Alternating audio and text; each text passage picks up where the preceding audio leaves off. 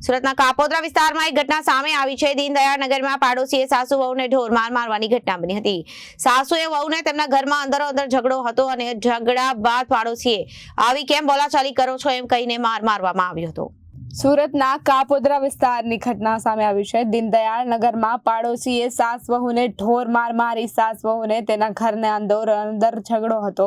આ ઝઘડા બાદ પડોશીએ આવી કેમ બોલાચાલી કરો છો કહીને માર મારી સાસ વહુને લાકડીના ફટકા અને પાઇપ દ્વારા માર મારવામાં આવ્યો હતો। વહુ ગંભીર ઈજા થઈ હતી અને સુરતની ડાયમંડ હોસ્પિટલમાં સારવાર અર્થે ખસેડાઈ હતી। પોલીસને સમગ્ર મામલે આવીને ઘટનાની તપાસ ચાલુ કરી છે। મારા ઘરવાળા હતા, મારો ઝઘડો થયો હતો, એ લોકો વહી ગયા હતા ઝઘડો કરીને। પછી બેને મારા સાસે જ હતા ઘરે, એ લોકો આવ્યા, એ લોકો 4 જણ હતા, 2 લેડીઝ હતા। અને એ લોકો મને એ છે તમે લોકો ઝઘડા કરો, આખી રાત હોવા નહીં દેવ એમ કરીને બોલાચાલીમાં એ લોકોએ પાઇપ હતો ને એનાથી મને બહુ માર્યું। મારા સાસને પર માર્યું છે। नाम रानी बेन है। वो मेरा घर पे अंदर झगड़ा हुआ था, वो सब अंदर लिपटा दिया। फिर वो लोग सुबह आके हम लोग सब मारने चालू कर दिया, 4-5 जन आके।